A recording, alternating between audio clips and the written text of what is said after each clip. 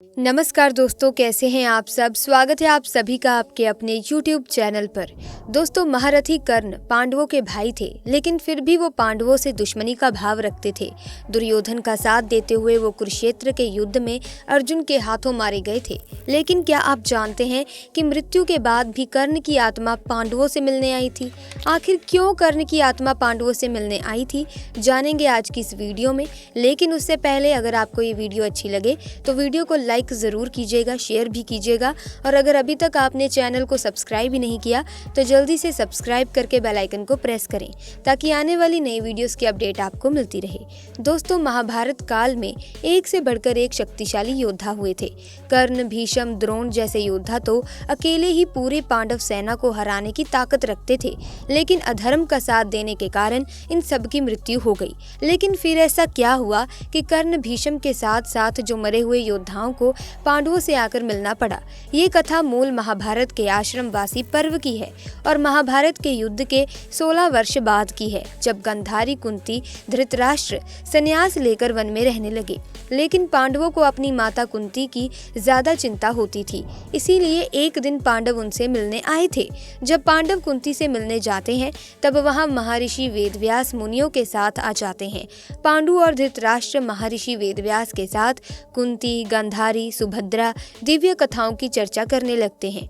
तभी महर्षि वेदव्यास धृतराष्ट्र से कहते हैं, महाराज, आपके हृदय में जो कहने की इच्छा हो शीघ्र ही कह डालो। तो मैं सब कुछ जानता हूँ। आप निरंतर अपने मरे हुए पुत्रों के शोक में जलते रहते हैं। महाराज, गांधारी, कुंती और द्रौपदी के हृदय में जो दुख हमेशा बना रहता है वो भी मुझे पता है। श्री कृष्ण की बहन सुभद्रा अपने पुत्र के मारे जाने के बाद जो दुख मन में धारण करती है, मैं उससे अनजान नहीं हूँ।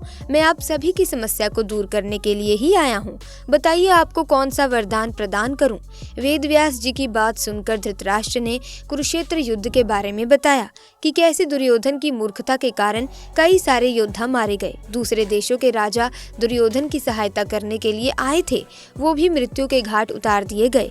धृतराष्ट्र की सारी बातें सुनकर वहां बैठे सभी लोग मरे हुए योद्धाओं के बारे में सोचकर शोक करने लगे। ये सारी बातें सुनकर माता गांधारी वेदव्यास से कहती हैं, मेरे पुत्रों को मरे हुए 16 वर्ष बीत चुके हैं, लेकिन राजा धृतराष्ट्र आज भी अपने पुत्रों के शोक में हैं। वो आज भी उनके शोक में विलाप करते हैं। आप तो अपने तपोबल से दूसरी सृष्टि का निर्माण भी कर सकते हो, तो एक बार राजा धृतराष्ट्र को उनके मरे हुए पुत्रों से मिलाना आपके लिए कौन सी बड़ी बात है। द्रौपदी मुझे अपनी सारी पुत्र वधु में सबसे अधिक प्रिय है। इस बेचारी के भाई, बंधु, पुत्र सभी मारे गए हैं, जिससे ये बहुत दुखी रहती है। श्री कृष्ण की बहन सुभद्रा हमेशा अपने पुत्र अभिमन्यु के वध से दुखी रहती है। जब गांधारी ने ये कहा तब कुंती ने अपने महातेजस्वी पुत्र कर्ण को याद किया। तब महर्षि वेदव्यास ने कुंती को देखा तो उन्होंने उनसे पूछा कि देवी, आप किस शोक में डूबी हो? कुछ कहने की इच्छा हो तो कहो। तब कुंती ने सिर झुकाकर महर्षि वेदव्यास को प्रणाम किया और लज्जित होकर उन्हें कर्ण के एक त्याग के बारे में बताया कि कैसे उन्होंने एक नवजात शिशु को गंगा में प्रवाहित कर दिया था और उसे नियति के भरोसे छोड़ दिया था। उसके लौटने के बाद भी उसे अपना पुत्र स्वीकार नहीं कर सकी और सूर्य पुत्र होने के कारण उसे सबका अपमान सहना पड़ा। सबकी बातों को सुनकर मुनिवर वेदव्यास ने कहा, आज सारा संसार मेरे तपोबल को देख ले। हे गांधारी, आज रात को तुम अपने पुत्रों, भाइयों, उनके मित्रों को देखोगी। कुंती कर्ण को, सुभद्रा अभिमन्यु को और द्रौपदी अपने 5 पुत्रों को देखेगी। महर्षि वेदव्यास के वचनों को सुनकर सभी बहुत खुश हुए। जब रात होने को आई तब मुनिवर वेदव्यास जी के बताए अनुसार नदी के किनारे सभी लोग आ गए, जिसके बाद वेदव्यास जी ने जल में प्रवेश करके कौरव और पांडव पक्ष के मरे हुए योद्धाओं का आवाहन किया। इसके बाद भीष्म, द्रोण सारे राजा अपनी सेना के साथ वहां प्रकट हो गए। वो सभी पुत्रों और सैनिकों सहित बाहर आए। द्रौपदी के 5 पुत्र अभिमन्यु और घटोत्कच सभी जल से प्रकट हो गए। कर्ण और शकुनी, धृतराष्ट्र के पुत्र दुर्योधन और दुशासन आदि जल से बाहर आ गए तथा धरती के सभी पुत्र राक्षस आदि जल से बाहर आ गए। इसके बाद राजा सोमदत्त और दूसरे बहुत से क्षत्रिय वीर भी चमकते हुए शरीर को धारण करके जल से बाहर प्रकट हुए। पांडव अपने भाई कर्ण को देखकर फूट फूट कर रोए, क्योंकि जब कर्ण जीवित थे तब उन्होंने कभी भी उनका सम्मान नहीं किया किया था, क्योंकि कर्ण की मृत्यु के बाद ही उन्हें पता चला था कि उनके बड़े भाई थे और इस सच को जानकर युधिष्ठिर ने नारी जाति को श्राप दिया था। इसके बारे में विस्तार से बात करेंगे। अभी फिलहाल अपनी कथा पर वापस आते हैं। कर्ण से दोबारा मिलने के कुछ समय के बाद उनका दुख दूर हो गया। इसके बाद सभी पांडव कर्ण से प्रसन्नता पूर्वक उनसे मिलकर बड़े भाई जैसा प्रेम करने लगे। इसके बाद अभिमन्यु और द्रौपदी के 5 पुत्रों से मिलकर बहुत खुश हुए। वो सारे योद्धा भी एक दूसरे से मिलकर बहुत प्रसन्न हुए। इस प्रकार मुनि वेदव्यास जी की कृपा से सभी अपने क्रोध को भूलकर, शत्रु भाव को छोड़कर हर्ष मनाने लगे। ऐसा लग रहा था जैसे उनके बीच कोई दुश्मनी ना हो। कौरव और पांडव अपनी दुश्मनी भूलकर कुरु वंश के 2 भुजाओं की तरह प्रतीत होने लगे। वेदव्यास जी के तपोबल की शक्ति देखकर सभी बहुत प्रसन्न हुए कि उन्हें ऐसे लोगों से मिलने का मौका दोबारा मिला जिन्हें उन्होंने युद्ध की वजह से खो दिया था। इस तरह सारे मारे गए योद्धा एक रात अपने महल में रहने के बाद सुबह वहां से चले गए। लेकिन उनके जाने के बाद सबको लगने लगा कि कुरुक्षेत्र के युद्ध ने उनकी सारी खुशियों को छीन लिया है। क्या आप महाभारत के इस रहस्य को जानते थे? कैसे ये सभी कौरवों और पांडवों के मरे हुए उनके परिजन किस तरीके से उनसे मिलने दोबारा आए? इस कथा के बारे में आप क्या जानते थे? हमें नीचे कमेंट बॉक्स में जरूर बताइएगा। अब बात करते हैं उस समय की जब कर्ण की मृत्यु हुई और युधिष्ठिर ने संपूर्ण नारी जाति को श्राप दे डाला था।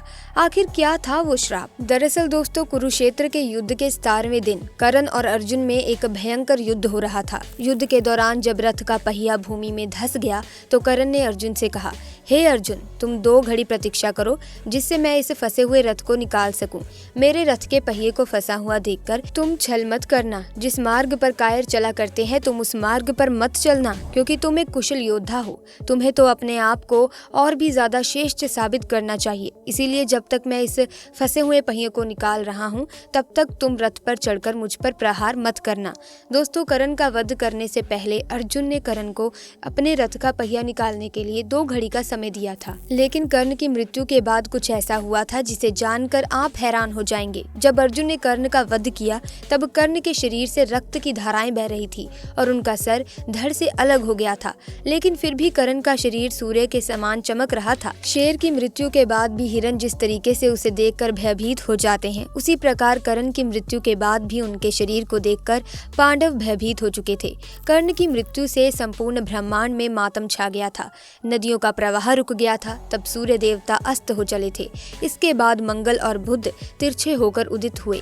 आकाश फटने लगा, पृथ्वी चिल्लाने लगी, भयानक और रुकी हवाएं चलने लगी, संपूर्ण दिशाएं अग्नि में प्रज्वलित होने लगी, महासागर भयानक गर्जना करने लगा, पर्वत कपकपाने लगे, आकाश में अंधेरा छा गया, जलती हुई उल्काएं गिरने लगी। कर्ण को मरते हुए देखकर देवता भी हाहाकार करने लगे। कर्ण की मृत्यु के बाद शल्य भागते हुए दुर्योधन के पास पहुंचे और दुर्योधन से बोले, आज कर्ण ने धावा करके अर्जुन को लगभग मार ही डाला था, लेकिन आखिर में अर्जुन ने कर्ण का वध कर दिया। लगता है विधाता पांडवों के पक्ष में रहकर उनकी रक्षा कर रहे हैं। कर्ण के वध का संदेश सुनकर दुर्योधन की आंखों से आंसू बहने लगे। शोक से वो मूर्छित होकर जमीन पर गिर पड़े। इसके बाद जब दुर्योधन को होश आया तो उसने प्रण लिया कि वो आज ही अर्जुन और श्री कृष्ण को मारकर कर्ण के ऋण से मुक्त हो जाएगा। जब धृतराष्ट्र को संजय ने कर्ण की मृत्यु के बारे में बताया तो वो भी मूर्छित हो गए। जब गांधारी को कर्ण के वध का संदेश मिला तो वो क्रोध से चिल्लाने लगी। कर्ण की मृत्यु के बारे में सुनकर माता कुंती भी फूट फूट कर रोने लगी। जब पांडव ने देखा कि उनकी माता उनके शत्रु कर्ण के वध पर रो रही है तब उन्होंने माता कुंती से इसका कारण पूछा। तब कुंती ने रोते हुए पांडवों को कर्ण का सच बताया। कर्ण का सच सुनकर सभी पांडव बहुत दुखी हुए, जिसको पांडवों ने हमेशा से ही अपमानित किया और अंत में उसका वध भी कर दिया। वो उनके बड़े भाई थे। ये जानकर पांडव अपने आप को संभाल न सके। सबसे बड़ा झटका तो धर्मराज युधिष्ठिर को लगा था। युधिष्ठिर बहुत क्रोधित हो गए थे और उन्होंने क्रोध में आकर संपूर्ण नारी जाति को श्राप दे डाला और उन्होंने अपनी माता कुंती से भी कहा, हे माता, आपने हमसे कर्ण का सच छुपाया है, इसीलिए हमने अपने बड़े भाई को भी अपने हाथों से मार डाला। हे माता, आपके कारण ही आज हमें इतना शोक हो रहा है। इसीलिए मैं श्राप देता हूँ कि आज के बाद कोई भी स्त्री किसी राज को अपने मन में कभी भी छुपा नहीं पाएगी। तो दोस्तों, ऐसा श्राप महाभारत में युधिष्ठिर ने संपूर्ण नारी जाति को दे दिया था। तो दोस्तों, यदि हमारी आज की वीडियो आपको पसंद आई हो तो इस वीडियो को लाइक करें, शेयर करें और चैनल को सब्सक्राइब करके बेल आइकन को प्रेस करें ताकि आने वाली वीडियोस की अपडेट आपको मिलती रहे। आपका बहुत बहुत धन्यवाद।